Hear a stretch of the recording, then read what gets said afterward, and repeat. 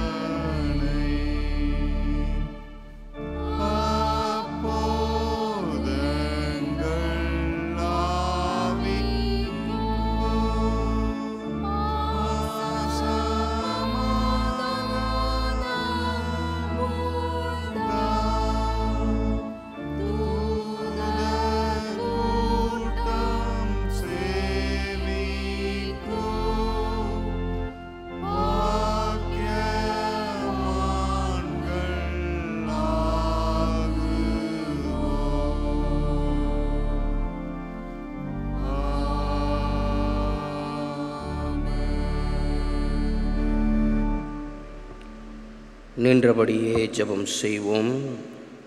எல்லா இருதயங்களையும் எல்லா விருப்பங்களையும் எல்லா இரகசியங்களையும் அறிந்திருக்கிற சர்வ வல்லமையுள்ள கடவுளே, நாங்கள் தேவரீரிடத்தில் பரிபூர்ணமாய் அன்பு கூறவும் உமது பரிசுத்த நாமத்தை உத்தமமாய் மகிமைப்படுத்தவும் உமது பரிசுத்த ஆவியின் ஏவுதலால் எங்கள் இருதயத்தின் சிந்தனைகளை சுத்தமணியரல்ல எங்கள் கர்த்தராகிய கிறிஸ்துவின் மூலமாய் வேண்டிக் கொள்ளுகிறோம்.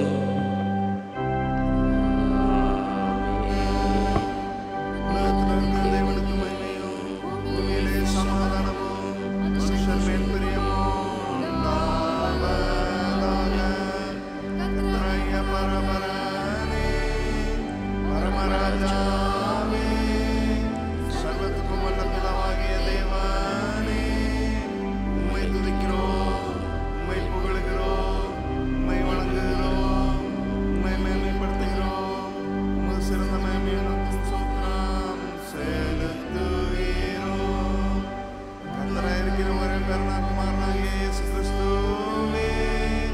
கர்த்தராகிய பரபரனே, பிதாவின் சுதனே, உலகத்தின் பாவத்தை சூழ்ந்திருக்கிறதே வாட்டுக்குட்டி, எங்களுக்கு உலகத்தின் பாவத்தை சூழ்ந்திருக்கிறவரே, எங்கள் ஜெபத்தை ஏற்றுக்கொள்ளும். தேவனாகிய பிதாவின் வலது பார்சலில் இருக்கிறவரே, எங்களுக்கு நீரே பரிசுத்தர், நீரே கர்த்தர், இயேசு கிறிஸ்துவே, தேவரே ஒருவரே,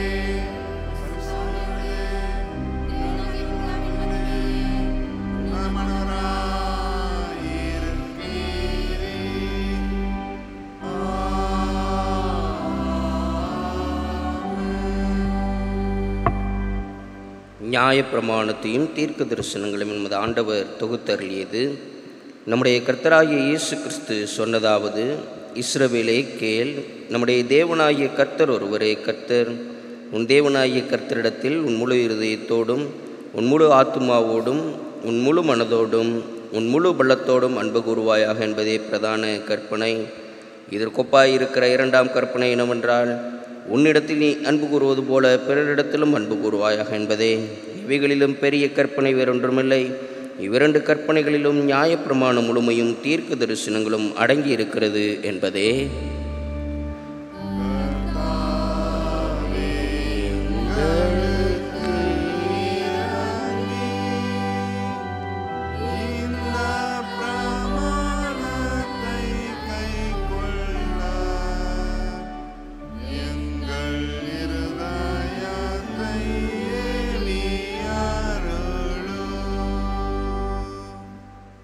அன்பானவர்களே, நாம் இப்பொழுது கடவுளுடைய மகா பரிசுத்த வசனத்தை கேட்கவும் ஆண்டவருடைய சரீரத்தையும் இரத்தத்தையும் பெற்றுக்கொள்ளவும் இங்கே கூடி வந்திருக்கிறோம். உத்தம மனஸ்தாபத்தோடும் உண்மையான விசுவாசத்தோடும் அவரிடத்தில் கிட்டி சேருவதற்காக கடவுளுடைய கிருபையை தேடி முழங்கால் படியிட்டு அமைதியாக நம்மை நாமே சோதித்து அறிவோமாக.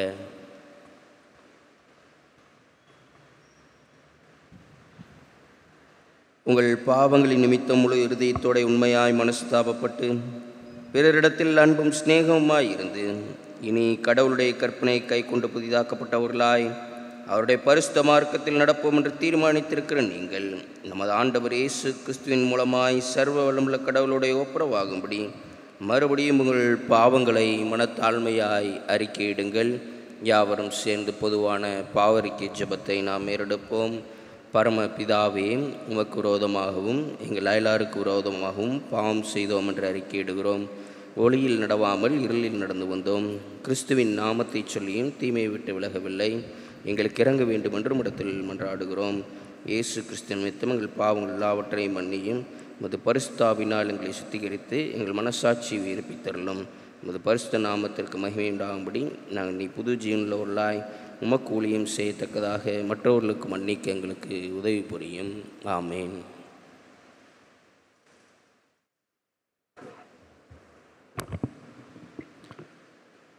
இயேசு கிறிஸ்துவின் மூலமாய் தம்மிடத்தில் உண்மையாய் மனம் திரும்புகிற யாவருக்கும் அருளப்படுகிற கிருபை நிறைந்த அருள்வாக்கை கேளுங்கள். வருத்தப்பட்டு பாரம் சுமக்கிறவர்களே, நீங்கள் எல்லாரும் என்னிடத்தில் வாருங்கள், நான் உங்களுக்கு இளைப்பாறுதல் தருவேன். தேவன் தம்முடைய ஒரே பேரான குமாரனை விசுவாசிக்கிறவன் எவனோ அவன் கெட்டு போகாமல் நித்திய ஜீவனை அடையும்படிக்கு அவரை தந்தருளி இவ்வளவாய் உலகத்தில் அன்பு கூர்ந்தார். பாவிகளை இரட்சிக்க கிறிஸ்து இயேசு உலகத்தில் வந்தார் என்கிற வார்த்தை உண்மையும் எல்லா அங்கீகரிப்புக்கும் பாத்திரமுமானது. ஒருவன் பாவம் செய்வானானால் நீதிபரராய் இருக்கிற இயேசு கிறிஸ்து நமக்காக பிதாவின் இடத்தில் பரிந்து பேசுகிறவராய் இருக்கிறார். நம்முடைய பாவங்களை நிவர்த்தி செய்கிற கிருபாதார பலி அவரே. நம்முடைய பரம பிதாவாகிய சர்வ வல்லமை உள்ள கடவுள் உத்தம மனஸ்தாபத்தோடும் உண்மையான விசுவாசத்தோடும் தம்மிடத்துக்கு மனம் திரும்பி தங்கள் சகோதர சகோதரியுடைய குற்றங்களை மன்னிக்கிற யாவருக்கும் பாவ மன்னிப்பை அருளி செய்வோம் என்று மிகுந்த இரக்கமாய் வாக்குத்தத்தம் செய்திருக்கிறார்.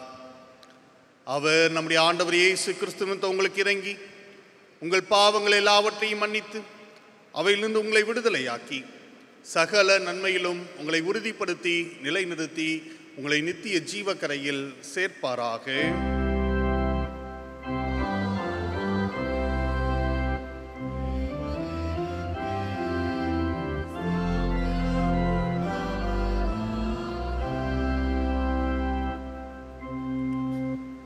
கர்த்தர் உங்களோடு இருப்பாராக.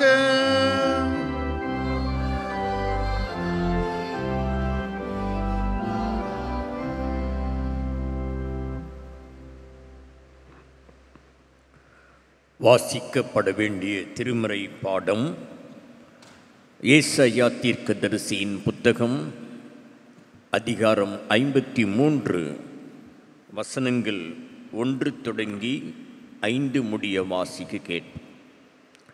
ஏசாயா தீர்க்கதரிசியின் புத்தகம் 53ஆம் அதிகாரம் வசனங்கள் 1 5 வரை. எங்கள் மூலமாய் கேள்விப்பட்டதை விசுவாசித்தவன் யார்? கர்த்தருடைய புயம் யாருக்கு வெளிப்பட்டது? இளங்கிளையைப் போலவும் வறண்ட நிலத்திலிருந்து துளிர்க்கிற வேரைப் போலவும் அவனுக்கு முன்பாக எழும்புகிறார். அவருக்கு அழகுமில்லை, சௌந்தரியமும் இல்லை. அவரை பார்க்கும்போது நாம் அவரை விரும்பத்தக்க ரூபம் அவருக்கு இல்லாதிருந்தது. அவர் அசட்டை பண்ணப்பட்டவரும் மனுஷரால் புறக்கணிக்கப்பட்டவரும் துக்கம் நிறைந்தவரும் பாடு அனுபவித்தவருமாய் இருந்தார். அவரை விட்டு நம்முடைய முகங்களை மறைத்து கொண்டோம். அவர் அசட்டை பண்ணப்பட்டிருந்தார், அவரை எண்ணாமற் போனோம். மெய்யாகவே அவர் நம்முடைய பாடுகளை ஏற்றுக்கொண்டு நம்முடைய துக்கங்களை சுமந்தார். நாமோ அவர் தேவனால் அடிபட்டு வாதிக்கப்பட்டு சிறுமைப்பட்டவர் என்று எண்ணினோம். நம்முடைய மீறுதல்களின் நிமித்தம் அவர் காயப்பட்டு நம்முடைய அக்கிரமங்களின் நிமித்தம் அவர் நொறுக்கப்பட்டார். நமக்கு சமாதானத்தை உண்டு பண்ணும் ஆக்கினை அவர் மேல் வந்தது. அவருடைய தழும்புகளால் குணமாகிறோம் என்பதே. பாடம் வாசித்து நிறைவாயிற்று. கடவுளுக்கு மாட்சி உண்டாவதாக. அமர்ந்திருக்க இறை செய்தியை நாம் கேட்போம்.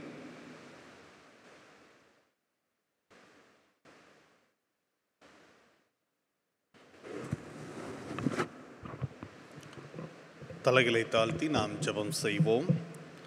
என் கண்மலையும் என் மீட்பருமாகிய கர்த்தாவே, என் வாயின் வார்த்தைகளும் எங்கள் அனைவரின் இதயத்தின் தியானமும் உமது சமூகத்தில் பிரீதியாய் இருப்பதாக. ஆமேன். கர்த்தருடைய பரிசுத்த நாமத்துக்கு மகிமை உண்டாவதாக. இந்த லெந்து காலங்களிலே, இந்த காலை வேளையிலே ஆண்டவருடைய ஆலயத்திலே அமர்ந்து ஆண்டவரை தியானிக்கும்படியாக, அவரோடு கூட நெருங்கிய உறவு கொள்ளும்படியாக வந்திருக்கக்கூடிய உங்கள் ஒவ்வொருவரையும் ஆண்டவராகிய இயேசு கிறிஸ்துவின் நாமத்திலே அன்போடு கூட வாழ்த்தி வரவேற்பதிலே மகிழ்ச்சி கொள்ளுகிறேன். இந்த லெந்து காலங்கள் நமக்கு ஆண்டவரினாலே நமக்கு கொடுக்கப்பட்ட ஒரு நல்ல ஆவிக்குரிய வசந்த காலங்கள் என்று சொல்லி நாம் நிச்சயமாக சொல்லலாம். குறிப்பாக இன்றைய தினத்திலே நாம் வாசிக்க கேட்ட இந்த ஏசாயா 53வது அதிகாரம் இந்த லெந்து காலங்களிலே நாம் தியானிக்க வேண்டிய ஒரு அதிகாரமாக நமக்கு கொடுக்கப்பட்டிருக்கிறது. இது முழுமையாக இயேசு கிறிஸ்து நமக்காக இந்த உலகத்திலே வந்து நமக்காக அடிக்கப்பட்டு இரத்தம் சிந்தி நமக்கு இரட்சிப்பை சுதந்திரித்து சென்றிருக்கிறார் என்பதை நமக்கு எடுத்து காட்டக்கூடிய ஒரு தீர்க்க தரிசன பகுதியாக இந்த பகுதி நமக்கு கொடுக்கப்பட்டு இருக்கிறது. இதில் நாம் முதலாவது 2 வசனங்களை, 2வது வசனம் 3வது வசனத்தை நாம் தியானிக்க இன்றைய தினத்திலே அழைக்கப்படக்கூடியவர்களாக இருக்கிறோம். இந்த வசனங்கள் இவ்வாறாக சொல்லுகிறது: இளங்கிளையைப் போலவும் வறண்ட நிலத்திலிருந்து துளிர்க்கிற வேரைப் போலவும் அவனுக்கு முன்பாக எழும்புகிறார். அவருக்கு அழகும் இல்லை, சௌந்தரியமும் இல்லை. அவரை பார்க்கும்போது நாம் அவரை விரும்பத்தக்க ரூபம் அவருக்கு இல்லாதிருந்தது. அவர் அசட்டை பண்ணப்பட்டவரும் மனுஷரால் புறக்கணிக்கப்பட்டவரும் துக்கம் நிறைந்தவரும் பாடு அனுபவித்தவருமாய் இருந்தார். அவரை விட்டு நம்முடைய முகங்களை மறைத்து கொண்டோம். அவர் அசட்டை பண்ணப்பட்டிருந்தார், அவரை எண்ணாமற் போனோம் என்று சொல்லி இந்த வசனம் நமக்கு குறிப்பிடக்கூடிய ஒன்றாக இருக்கிறது. ஆபிரகாம் லிங்கன் அவர்களை ஜனங்கள் பார்க்கிற போது அவர் ஒரு அட்ராக்ஷனாக, மக்கள் கவரக்கூடிய ஒருவராக, மக்களை கவரக்கூடிய ஒரு தோற்றமுடையவராக அவர் இல்லாதிருந்தார். பல முறை அவர் போட்டியிட்டும் ஜெயிக்காத ஒரு சூழ்நிலை அவருக்கு காணப்பட்டது. ஆனால் அவருடைய வாய்ப்பு கிடைத்த போது, அவர் அந்த அமெரிக்க தேசத்துக்கு ஜனாதிபதியாக அமர்ந்தபோது அவர் செய்த காரியங்கள் அநேகரினாலே போற்றப்பட்ட ஒன்றாக காணப்பட்டது. அமெரிக்க தேசத்திலே ஒரு தலை சிறந்த ஜனாதிபதி என்று சொல்லி புகழப்படத்தக்க ஒருவராக அவர் காணப்பட்டார். அநேகரினாலே அவர் தோற்றத்தின் நிமித்தமாக இகழப்பட்ட ஒருவராக அவர் காணப்பட்ட போதும் கூட அவர் செய்கைகள், அவருடைய நடவடிக்கைகள் அது மிகவும் போற்றப்படக்கூடிய ஒன்றாக காணப்பட்டது. இயேசு கிறிஸ்துவினுடைய வாழ்விலும் கூட அவருடைய ரூபம் அங்கே அசட்டை பண்ணப்படக்கூடிய ஒரு சூழ்நிலை. அவர் விரும்பத்தக்க ரூபம் இல்லாதவராக அவர் சிலுவையிலே தொங்கிக் கொண்டு இருந்தார் என்று சொல்லி வேதத்தின் மூலமாக நாம் அறியக்கூடியவர்களாக இருக்கிறோம். அப்படிப்பட்ட சூழ்நிலையிலும் ஆண்டவர் நமக்காக அந்த காரியங்களை எல்லாம் ஏற்றுக்கொண்டார் என்பதை நாம் இந்த லெந்து காலங்களிலே சிந்தித்து பார்க்க அழைக்கப்படக்கூடிய ஒருவராக நாம் இருக்கிறோம். இந்த வசனம் சொல்லுகிறது இளம் கிளையை போல என்று சொல்லி அங்கே துவங்குகிறதை நாம் பார்க்கக்கூடிய ஒருவராக காணப்படுகிறோம். இந்த இளம் கிளை என்று சொல்லுகிற போது அது அற்பமான ஒன்றாக இருக்கிறது, அது மிருதுவான ஒன்றாக அது காணப்படுகிறதாக இருக்கிறது. இயேசு கிறிஸ்துவினுடைய வாழ்வும் கூட அவர் இந்த உலகத்துக்கு ஒரு ராஜாதி ராஜாவாக வந்தாலும் கூட அவருடைய பிறப்பு என்பது மிகவும் ஒரு சாதாரண ஒரு ஏழை குடும்பத்திலே, ஒரு தச்சனுடைய குடும்பத்திலே, ஒரு மாட்டு தொழுவத்திலே அவர் பிறந்தவராக காணப்பட்டார். அவருடைய அந்த துவக்கம் மிகவும் சாதாரணமான ஒன்றாக அங்கே காணப்படுகிறதை நாம் பார்க்கக்கூடியவர்களாக இருக்கிறோம். அவருடைய வாழ்விலே ஒரு மிருதுத்தன்மை இருந்ததை நாம் பார்க்கிறோம். எப்படியாவது என்னுடைய ஜனங்கள் ரட்சிக்கப்பட வேண்டும், எப்படியாவது இந்த ஜனங்கள் மீட்பை பெற வேண்டும் என்ற ஒரு மிருதுத்தன்மை அவருக்குள்ளாக இருந்தது. அவர் ஜனங்களை திருத்தும்படியாக அவர்களை அவர் மிகவும் கஷ்டப்படுத்தவில்லை. ஆனால் அதற்கு மாறாக அவர் அந்த பாவத்தின் நிமித்தமாக நாம் பட வேண்டிய எல்லா விதமான தண்டனைகளையும் அவர் ஏற்றுக்கொண்டவராக அங்கே காணப்படுகிறதை நாம் பார்க்கக்கூடியவர்களாக இருக்கிறோம். இயேசு கிறிஸ்துவினுடைய ஒவ்வொரு போதனைகளும் ஒரு மிருது தன்மை உடையதாக காணப்படுகிறதை நாம் இந்த வேதாகமத்திலே பார்க்கக்கூடியவர்களாக இருக்கிறோம்.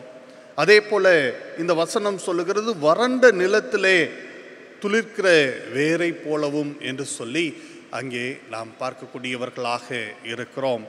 வறண்ட நிலம் என்று சொல்லுகிற போது அந்த காலத்தில் இருந்த சூழ்நிலையை நமக்கு எடுத்து காட்டக்கூடிய ஒன்றாக இருக்கிறது.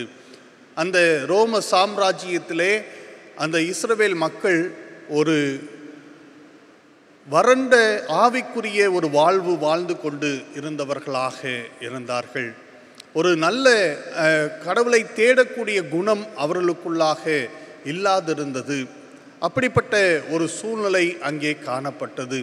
எல்லா காரியங்களையும் சடங்காச்சாரமாக சட்டபூர்வமாக செய்ய வேண்டும் என்று சொல்லி அவர்கள் நினைத்தவர்களாக காணப்பட்டார்கள். ஆனால் ஆண்டவருக்கு கீழ்ப்படிய வேண்டும், அன்பு கூற வேண்டும், இந்த காரியங்களை அவர்கள் விட்டுவிட்ட ஒருவராக அங்கே காணப்பட்ட ஒரு சூழ்நிலை காணப்பட்டது. ஆகவே தான் இயேசு கிறிஸ்துவினுடைய ஒவ்வொரு போதனையிலும் அன்பை அவர் விதைக்கக்கூடியவராக காணப்படுகிறதை நாம் பார்க்கக்கூடியவர்களாக நாம் காண இருக்கிறோம். நீங்கள் இப்படி செய்வது தவறு, நீங்கள் இவ்வாறாக செய்ய வேண்டும் என்று சொல்லி அநேக இடங்களிலே ஆண்டவர் மலை பிரசங்கத்திலே ஆண்டவர் மக்களுக்கு கற்றுக் கொடுக்கிறதை நாம் பார்க்கக்கூடியவர்களாக நாம் காணப்படுகிறோம். நம்முடைய வாழ்விலும் அதே போன்று அன்பை பிரதிபலிக்கக்கூடிய ஒரு குணம் காணப்பட வேண்டும். கிறிஸ்தவ வாழ்வு ஒரு சடங்காச்சாரமான ஒரு வாழ்வாக அது இருந்துவிடக்கூடாது. ஆண்டவரை இயேசு கிறிஸ்துவை பிரதிபலிக்கக்கூடிய ஒரு வாழ்வாக அது இருக்க வேண்டும். இந்த உலகம் இன்றைய சூழ்நிலையிலும் ஒரு ஆவிக்குரிய வறட்சி நிறைந்த ஒரு சூழ்நிலை இந்த உலகத்திலே காணப்படுகிறதை நாம் பார்க்கக்கூடியவர்களாக இருக்கிறோம். இந்த ஆவிக்குரிய வறட்சியிலிருந்து நாம் ஒரு துளிர்க்கிற வேரை போல நாம் காணப்பட வேண்டும். நாம் இளம் கிளையை போல நாம் மிருதுத்தன்மை உடையவர்களாக நாம் துளிர்க்க வேண்டும் என்று சொல்லி ஆண்டவர் விரும்புகிற ஆண்டவராக இருக்கிறார். ஆண்டவர் வெளிப்புற தோற்றத்தை வைத்து நம்மை எடை போடுவது இல்லை. ஆண்டவர் நம்முடைய இருதயத்தின் தோற்றத்தை வைத்து நம்மை எடை போடக்கூடிய ஒருவராக அவர் காணப்படுகிறார். அவருக்கு அழகு இல்லை, சௌந்தரியம் இல்லை. அவரை பார்க்கும் போது நாம் அவரை விரும்பத்தக்க ரூபம் அவருக்கு இல்லாதிருந்தது என்று சொல்லி வேதவசனம் சொல்லுகிறது. அவர் சிலுவையிலே தொங்கிக் கொண்டிருந்த போது அவரை பார்ப்பதற்கு விரும்பத்தக்க ரூபம் அவருக்கு இல்லாதிருந்தது. ஆனாலும் அவருக்குள்ளாக ஒரு அன்பு இருந்தது. பிறரை மன்னிக்கக்கூடிய அந்த குணம் அவருக்குள்ளாக இருந்தது. நான் பிறருக்காக மரிக்கிறேன், அதன் நிமித்தமாக என்னுடைய மரணத்தின் நிமித்தமாக இந்த உலகத்துக்கு ஒரு பெரிய மீட்பை நான் கொண்டு வருகிறேன் என்ற அந்த சந்தோஷம் அவருக்குள்ளாக காணப்படுகிறதை நாம் வேதாகமத்தின் வழியாக தெரிந்து கொள்ளக்கூடியவர்களாக நாம் இருக்கிறோம். நம்முடைய வாழ்விலும் கூட இந்த ஆவிக்குரிய ஒரு குணாதிசயம் நமக்குள்ளாக காணப்பட வேண்டும். என்னை சுற்றிலும் ஆவிக்குரிய விதத்திலே வாழக்கூடியவர்கள் இல்லாதிருக்கலாம். ஆனால் நான் ஆவிக்குரிய விதத்திலே நான் வாழ வேண்டும், ஆண்டவரை போல நான் வாழ வேண்டும் என்ற அந்த குணம், அந்த சிந்தை எப்பொழுதும் நமக்குள்ளாக இருக்க ஆண்டவர் நம்மை அழைக்கக்கூடிய ஆண்டவராக இருக்கிறார். 3வது வசனத்திலே நாம் பார்க்கிற போது, அவர் அசட்டை பண்ணப்பட்டவரும் மனுஷரால் புறக்கணிக்கப்பட்டவரும் துக்கம் நிறைந்தவரும் பாடு அனுபவித்தவருமாய் இருந்தார் என்று சொல்லி வேத வசனம் அங்கே குறிப்பிடுகிறதை நாம் பார்க்கக்கூடியவர்களாக இருக்கிறோம். இயேசு கிறிஸ்துவினுடைய வருகை குறித்து யோவான் குறிப்பிடுகிற போது, யோவான் 1வது அதிகாரம் 11வது வசனத்திலே, அவருக்கு சொந்தமானதிலே வந்தார், ஆனால் சொந்தமானவர்களோ அவரை ஏற்றுக்கொள்ளவில்லை என்று சொல்லி அங்கே வேதம் குறிப்பிடுகிறதை நாம் பார்க்கக்கூடியவர்களாக இருக்கிறோம். அப்படி ஏற்றுக்கொள்ளாத ஒரு இடத்திற்குத்தான் ஆண்டவராகிய இயேசு கிறிஸ்து வந்தார் என்று சொல்லி நாம் பார்க்கக்கூடியவர்களாக இருக்கிறோம். அவர் அசட்டை பண்ணப்பட்டிருந்தார், இகழப்பட்டவர்களாக அவர் காணப்பட்டார் என்று சொல்லி வேத வசனம் சொல்லுகிறது. சொந்த ஜனங்களினாலே புறக்கணிக்கப்பட்ட ஒருவராக அவர் காணப்பட்டார். ஏன் அவராக காணப்பட்டார்? அவருடைய வாழ்விலே காணப்பட்ட மாய்மாலமான பலவிதமான சடங்காச்சாரமான காரியங்களை அவர் வெளிப்படையாக பேசின ஒருவராக காணப்பட்டார். அதன் நிமித்தமாக அவரை அநேகர் வெறுக்க ஆரம்பித்ததை நாம் பார்க்கக்கூடியவர்களாக இருக்கிறோம். வெறுப்பை மாத்திரம் அவர்கள் சொல்லவில்லை, அவர்கள் செய்யவில்லை. அதற்கு மாறாக அவரை எப்படியாவது ஒடுக்க வேண்டும் என்று சொல்லி அவர்கள் முயற்சி செய்கிறதையும் நாம் வேதாகமத்திலே நாம் பார்க்கக்கூடியவர்களாக நாம் இருக்கிறோம். இதன் நிமித்தமாக அவர் அநேக பாடுகளை அனுபவித்த ஒருவராக காணப்பட்டார். அந்த சூழ்நிலையிலே நாம் அவருடைய முகத்தை, நம்முடைய முகத்தை நாம் அவருக்கு மறைத்து கொண்டோம். அவர் அசட்டை பண்ணப்பட்டிருந்தார், அவரை எண்ணாமற் போனோம் என்று சொல்லி வேத வசனம் நமக்கு குறிப்பிடக்கூடிய ஒன்றாக இருக்கிறது. இன்றைய சூழ்நிலையிலே நாம் நம்மை ஆராய்ந்து பார்க்க நாம் அழைக்கப்படக்கூடியவர்களாக இருக்கிறோம். இந்த 2 காலங்கள் நம்மை நாமே ஆராய்ந்து பார்க்கக்கூடிய ஒரு காலங்களாக இருக்கிறது. வேதத்தை வழியாக வேத வசனங்களோடு நம்முடைய வாழ்வை ஒப்பிட்டு பார்த்து நாம் நம்மை ஆராய்ந்து பார்க்கக்கூடிய ஒரு காலங்களாக இந்த காலங்கள் நமக்கு கொடுக்கப்பட்டு இருக்கக்கூடிய ஒன்றாக இருக்கிறது. நான் இயேசுவை நான் அசட்டை பண்ணுகிறேனா? இங்கே சொல்லப்பட்டிருக்கிற வண்ணமாக என்னுடைய வாழ்விலே நான் எப்படியெல்லாம் இயேசுவை நான் அசட்டை பண்ணுகிறேன் என்று சொல்லி நம்மை நாமே சிந்தித்து பார்க்க நாம் அழைக்கப்படக்கூடியவர்களாக இருக்கிறோம். நாம் இயேசுவை இகழுகிறோமா என்று சொல்லி நாம் சிந்தித்து பார்க்க நாம் அழைக்கப்படக்கூடிய ஒருவராக காணப்படுகிறோம். இயேசு கிறிஸ்துவை நான் புறக்கணித்திருக்கிறேனா என்று சொல்லி நாம் சிந்தித்து பார்க்க நாம் அழைக்கப்படக்கூடியவர்களாக இருக்கிறோம். இவருடைய உபதேசங்கள் கடினமான ஒன்றாக இருக்கிறது. இது பின்பற்றுவதற்கு லகுவான ஒன்றாக இல்லை, இது மிகவும் கடினமான ஒன்றாக இருக்கிறது என்று சொல்லி அவரை விட்டு நாம் தூர சென்று இருக்கிறோமா? நம்முடைய ஆவிக்குரிய வாழ்விலே ஆண்டவருக்கும் நமக்கும் இடையே பெரிய ஒரு இடைவெளி இருக்கிறதா என்று சொல்லி நாம் சிந்தித்து பார்க்க அழைக்கப்படக்கூடியவர்களாக இருக்கிறோம்.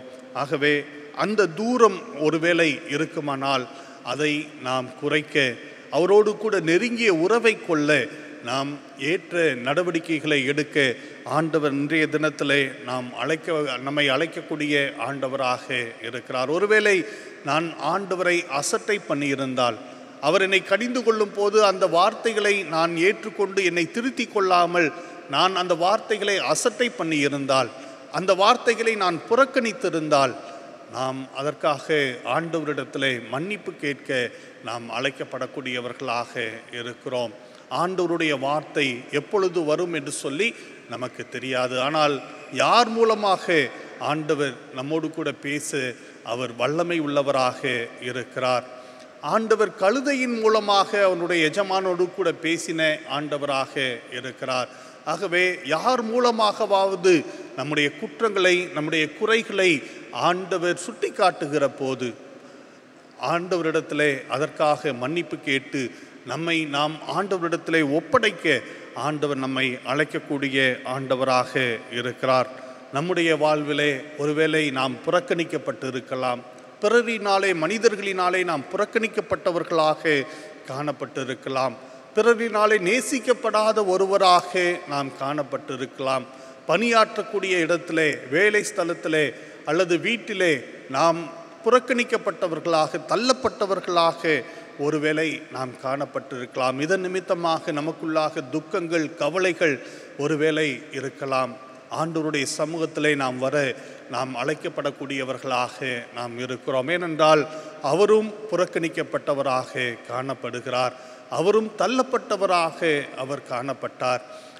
ஆகவே இந்த புறக்கணிக்கப்பட்டது நிமித்தமாக உண்டாகக்கூடிய அந்த வருத்தம், அந்த துக்கம், அந்த கவலை அவருக்கு தெரியும். ஆகவே உங்களை ஏற்றுக்கொள்ள அவர் மனதுள்ள ஒருவராக காணப்படுகிறார். உங்களை அரவணைத்து கொள்ள ஆண்டவர் மனதுள்ள ஒருவராக அவர் காணப்படுகிறார். ஆகவே நம்முடைய வாழ்விலே நாம் அனுபவிக்கக்கூடிய அந்த புறக்கணிப்பு, அந்த தள்ளப்பட்ட சூழ்நிலை, நேசிக்கப்படாத சூழ்நிலை, அதிலே ஆண்டவரை நாம் கிட்டி சேருகிற போது நிச்சயமாக நம்மை அரவணைத்து கொண்டு நம்மீது அன்பு செலுத்த அவர் சித்தமுள்ள ஆண்டவராக அவர் இருக்கிறார் என்பதை நாம் ஒருபோதும் மறந்து போய் விடக்கூடாது. ஆகவே இந்த நாளிலே நாம் இளம் கிளையைப் போல அன்பு உள்ளவர்களாக, மிருதுத்தன்மை உடையவர்களாக, இந்த ஆவிக்குரிய வறட்சி இருக்கக்கூடிய இந்த உலகத்திலே நாம் மிருதுத்தன்மையோடு கூட பிறரை அணுக வேண்டும், பிறரை நேசிக்க வேண்டும். இயேசு கிறிஸ்துவை போல அந்த அன்பை பிறர் மீது நாம் செலுத்த வேண்டும் என்று சொல்லி இந்த வசனம் நமக்கு கற்றுக் கொடுக்கக்கூடிய ஒன்றாக இருக்கிறது. ஆண்டவருடைய வார்த்தை வருகிற போது அதை நாம் புறக்கணிக்கக்கூடாது, அதை நாம் ஏற்றுக்கொள்ள வேண்டும், அதை அசட்டை பண்ணக்கூடாது என்று சொல்லி இந்த நாளிலே நாம் கற்றுக்கொள்ளக்கூடியவர்களாக இருக்கிறோம். நம்முடைய வாழ்விலே நாம் அனுபவிக்கக்கூடிய புறக்கணிப்பு, தள்ளப்பட்ட சூழ்நிலை, நேசிக்கப்படாத சூழ்நிலையிலே ஒருவர் நம்மை நேசிக்கக்கூடிய ஒருவராக இருக்கிறார். எந்த சூழ்நிலையிலும் இருக்கக்கூடியவர்களை நேசிக்கக்கூடிய ஒருவர் இருக்கிறார்.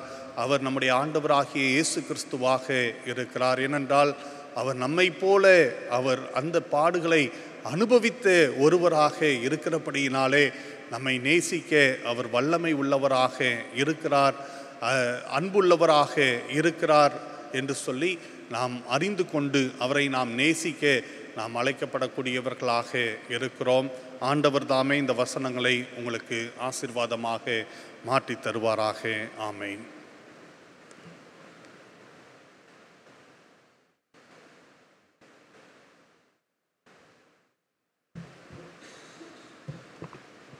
நாம் அனைவரும் எழுந்து நின்றவாறு நிச்சய விசுவாச பிரமாணத்தின் வழியாய் நம்முடைய விசுவாசத்தினை அறிக்கை செய்வோம். வானத்தையும் பூமியையும் காணப்படுகிறதும் காணப்படாததுமான எல்லாவற்றையும் படைத்தவராயிருக்கிற சர்வ வல்லமையுள்ள பிதாவாக்கிய ஒரே தேவனை விசுவாசிக்கிறேன். ஒரே கர்த்தருமாய் தேவனுடைய ஒரே பேரான குமாரனுமாய் இருக்கிற இயேசு கிறிஸ்துவையும் விசுவாசிக்கிறேன்.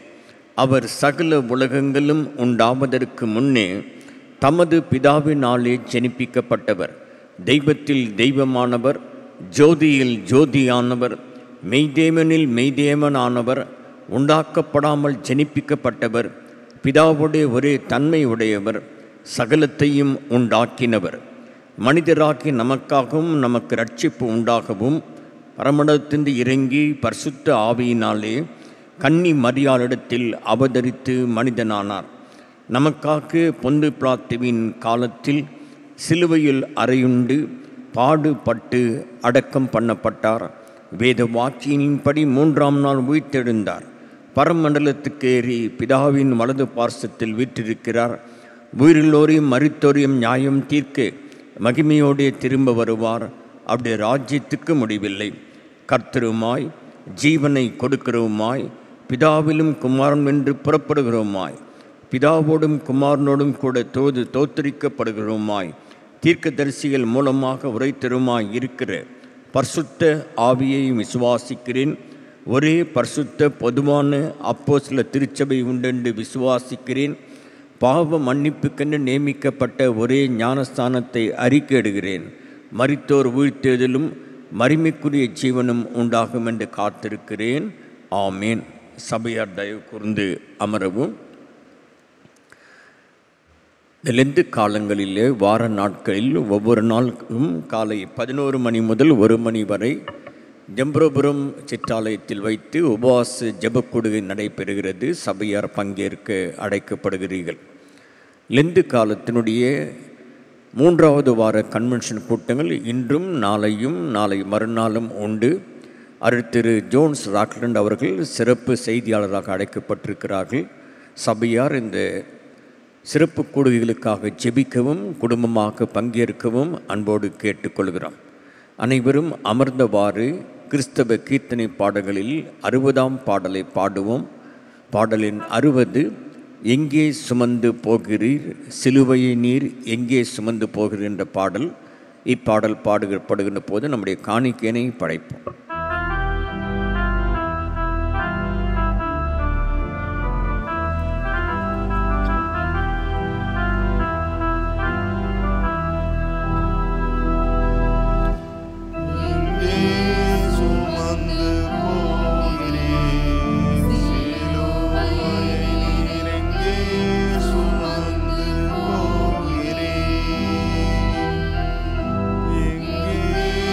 சுமந்து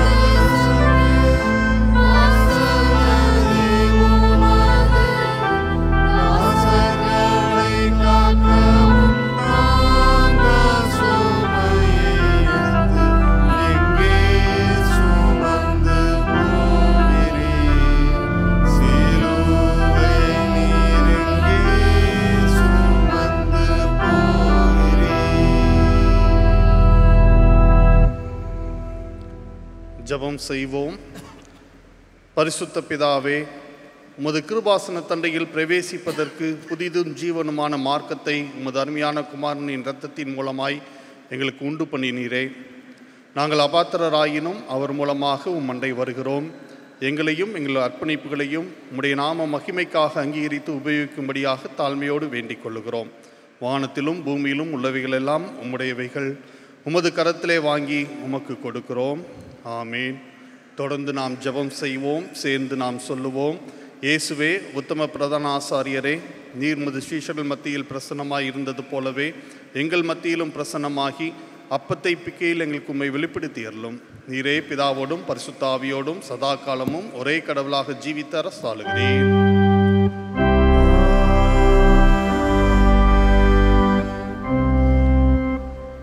கர்த்தர் உங்களோடு இருப்பாராக.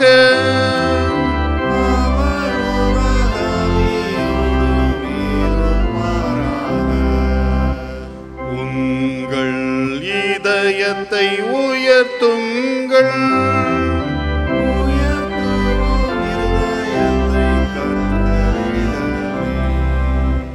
தோத்திரம் செலுத்துவோம் தேவனுக்கே.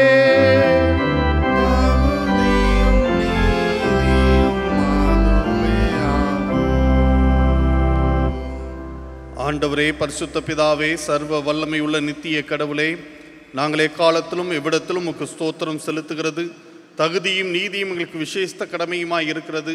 உமது குமாரனும் எங்கள் ஆண்டவருமாகிய இயேசு கிறிஸ்துவின் மூலமாக நீர் வானங்களையும் பூமியையும் அவளுள்ள எல்லாவற்றையும் சிருஷ்டித்தீர்.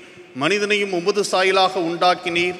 அவன் பாவத்தில் விழுந்த போது புது சிருஷ்டியின் முதல் பலனாக நீர் அவனை மீட்டு கொண்டீர்.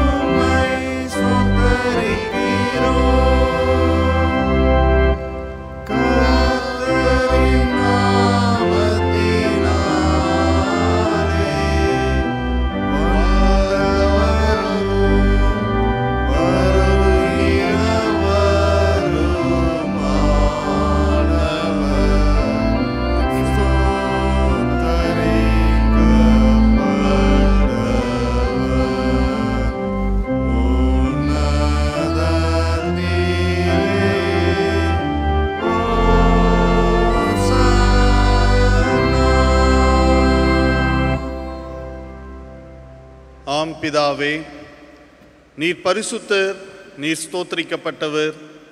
தேவரீர் மனிதனின் உருக்கமாய் அன்பு கூர்ந்து உமது ஒரே பேரான குமாரனாகிய இயேசு கிறிஸ்து எங்கள் தன்மையை தரித்து கொள்ளவும் சிலுவையில் மரித்து எங்களை மீட்டுக் கொள்ளவும் அவரை தந்தள்ளினீரே.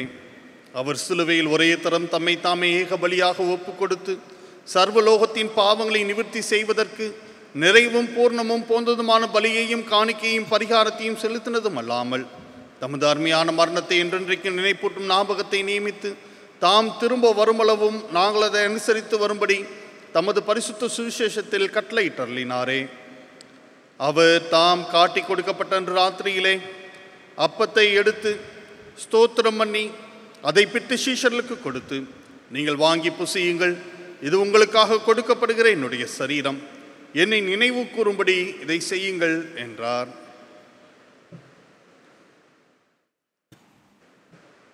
அப்படியே போஜனம் பண்ணின பின்பு அவர் பாத்திரத்தையும் எடுத்து ஸ்தோத்திரம் பண்ணி அவர்களுக்கு கொடுத்து, நீங்கள் எல்லாரும் இதிலே பானம் பண்ணுங்கள், இது பாவ மன்னிப்பு உண்டாகும்படி உங்களுக்காகவும் அநேகருக்காகவும் சிந்தப்படுகிற புது உடன்படிக்கைக்குரிய என்னுடைய இரத்தம்.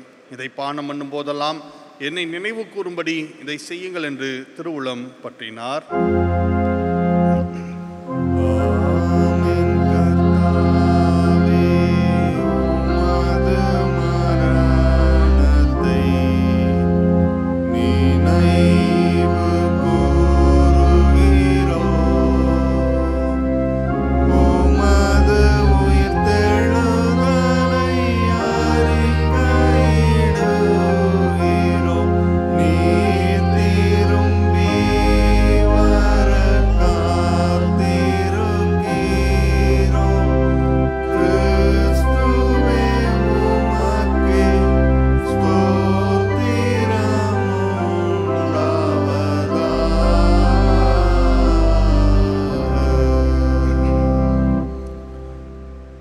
ஆதலால் பிதாவே, உமது குமாரனாகிய எங்கள் ஆண்டவரின் அருமையான பாடுகளையும் மரணத்தையும் மகிமையான உயிர்த்தெழுதலையும் பரமேறுதலையும் நினைவு கூர்ந்து உமது அடியாராகிய நாங்கள் அவருடைய கட்டளையின்படியே அவர் திரும்ப வருமளவும் அவரை நினைவு கூர்ந்ததை செய்கிறோம். அவரில் நீர் எங்களுக்காக நிறைவேற்றின பூர்ண மீட்புக்காக உமக்கு நன்றி செலுத்துகிறோம்.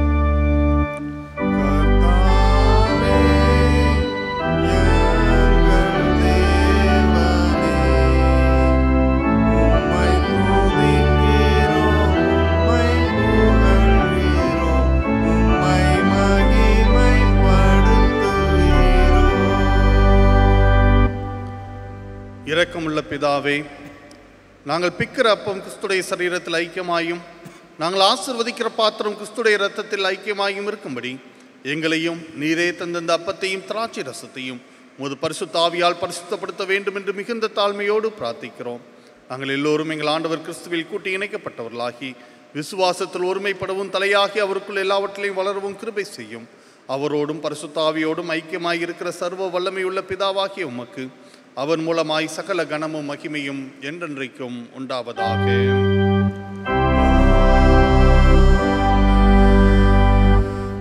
நமது இரட்சகராகிய கிறிஸ்து கற்பித்தபடி அவரில் நமக்கு அருளப்பட்ட தைரியத்தோட சொல்லுவோம். பரமண்டலங்களில் இருக்கிற எங்கள் பிதாவே, உம்முடைய நாமம் பரிசுத்தப்படுவதாக, உம்முடைய ராஜ்யம் வருவதாக, உம்முடைய சித்தம் பரமத்திலே செய்யப்படுவது போல செய்யப்படுவதாக. அன்றுள்ள எங்கள் அப்பத்தை இன்னும் எங்களுக்கு தாரும். எங்களுக்கு விரோதமாக குற்றம் செய்களுக்கு நாங்கள் மன்னிக்கிறது போல எங்கள் குற்றங்களை எங்களுக்கு மன்னியும். எங்களை சோதனைக்குள் பிரவேசிக்க பண்ணாமல் தீமையின்றி எங்களை ரட்சித்துக் கொள்ளும். ராஜ்யமும் வல்லமையும் மகிமையும் என்றென்றைக்கும் உடையவைகளே. ஆமேன். சற்று நேரம் அமைதியாக நம்மை நாமே பரிசோதித்து பார்ப்போம்.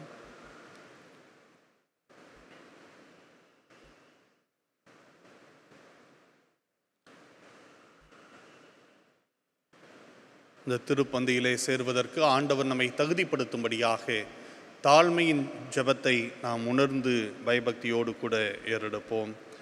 இரக்கமுள்ள கர்த்தாவே, எங்கள் சுய நீதியை நம்பி நாங்கள் உம்முடைய பந்தியில் சேர துணியாமல் தேவருடைய அளவற்ற இரக்கத்தையே நம்பி சேருகிறோம். உம்முடைய மேஜையின் கீழ் உள்ள துணிக்கைகளையும் பொறுக்கிக் கொள்ள நாங்கள் பாத்திரர் அல்ல. ஆனாலும் தேவரீர் எப்போதும் இரக்கம் செய்ய லட்சணமுடைய மாறாத ஆண்டவராய் இருக்கிறீர். ஆகையால் கிருபையுள்ள கர்த்தாவே, உமது அருமையான குமாரனாகிய இயேசு கிறிஸ்துவின் விலைமதியாத சரீரத்தாலும் இரத்தத்தாலும் எங்கள் பாவமுள்ள சரீரமும் ஆத்மாவும் சுத்தமாகி எப்பொழுது நாங்கள் அவருக்குள்ளும் அவர் எங்களுக்குள்ளும் வாசமாயிருப்பதற்கு ஏற்ற விதமாய் அவருடைய சரீரத்தை புசித்து அவருடைய இரத்தத்தை பானம் பண்ண எங்களுக்கு கிருபை செய்தருளும். ஆமேன். நாம் பிக்கிற அப்பம் கிறிஸ்துடைய சரீரத்தில் ஐக்கியமாய் இருக்கிறதல்லவா?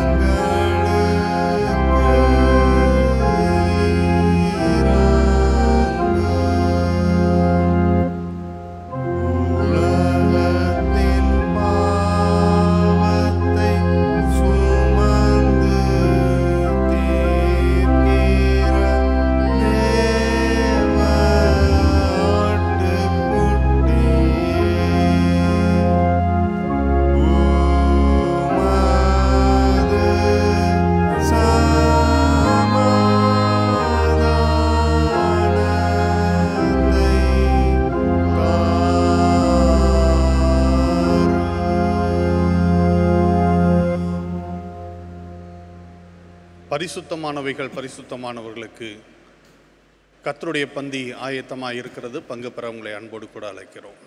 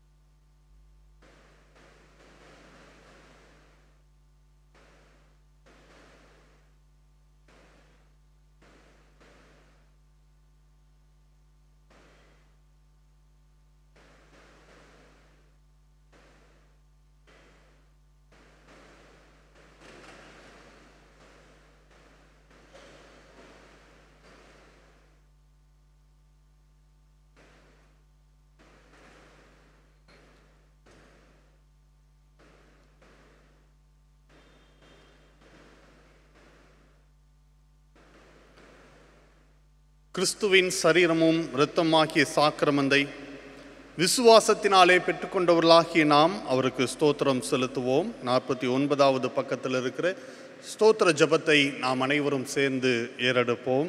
சர்வ வல்லமை உள்ள கடவுளே, பரமபிதாவே, உமது நேசகுமாரனும் எங்கள் ஆண்டவருமாகிய இயேசு கிறிஸ்துவுக்குள் எங்களை உமது பிள்ளைகளாக ஏற்றுக்கொண்டு அவருடைய விலைமதியாத திருச்சரீரமும் இரத்தமாகிய ஞானாகாரத்தால் எங்களை போஷித்திருக்கிறீர். எங்கள் பாவங்களை மன்னித்து நித்திய ஜீவனை எங்களுக்கு வாக்கு பண்ணி இருக்கிறீர். அளவிடப்படாத இந்த நன்மைகளுக்காக உம்மை ஸ்தோத்தரிக்கிறோம். சரீரமும் ஆத்மாவாகி எங்களை பரிசுத்தமும் ஜீவனுள்ள பலியாக உமக்கு ஒப்புக் கொடுக்கிறோம். இதுவே நாங்கள் செய்யத்தக்க ஆத்மீக ஆராதனை. நாங்கள் இந்த பிரபஞ்சத்துக்கு ஒத்த வேஷம் தெரியாமல் தேவருடைய நன்மையும் பரிபூர்ணமான சித்தம் என்னதென்று பகுத்தறியத்தக்கதாக எங்கள் மனம் புதிதாதினாலே மறுரூபமாகும்படி எங்களுக்கு அருள் புரியும். கடைசியில் நாங்கள் உமது பரிசுத்தவான்கள் அனைவரோடும் உமது நித்திய ராஜ்யத்தின் ஆனந்தத்தை அடையத்தக்கதாக இவ்வுலகத்தில் உமக்கு கீழ்ப்படிந்து நடக்க எங்களுக்கு கிருபை செய்யும். உம்மோடும் பரிசுத்த ஆவியோடும் ஒரே கடவுளாய் சதா காலமும் ஜீவித்தர சாளுகிற எங்கள் ஆண்டவர் இயேசு கிறிஸ்துவின் மூலமாய் இவைகளை வேண்டிக் கொள்கிறோம்.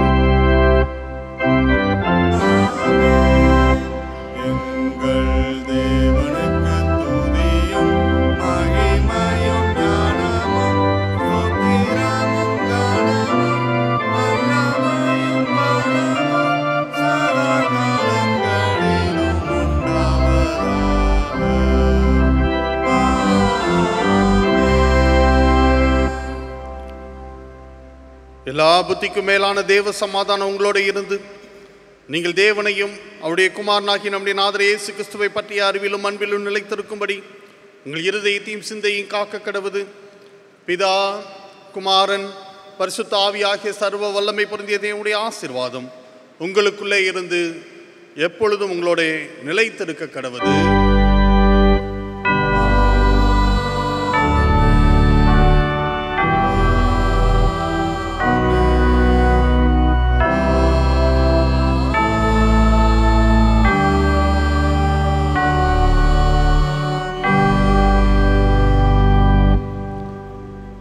ஆராதனை நிறைவு பாடலாக நாம் அனைவரும் ஜெப நிலையிலே பாமாலையிலே 88வது பாடல், இந்த அருள் காலத்தில் கர்த்தரே உம் பாதத்தில் என்ற பாடலை சேர்ந்து பாடுவோம்.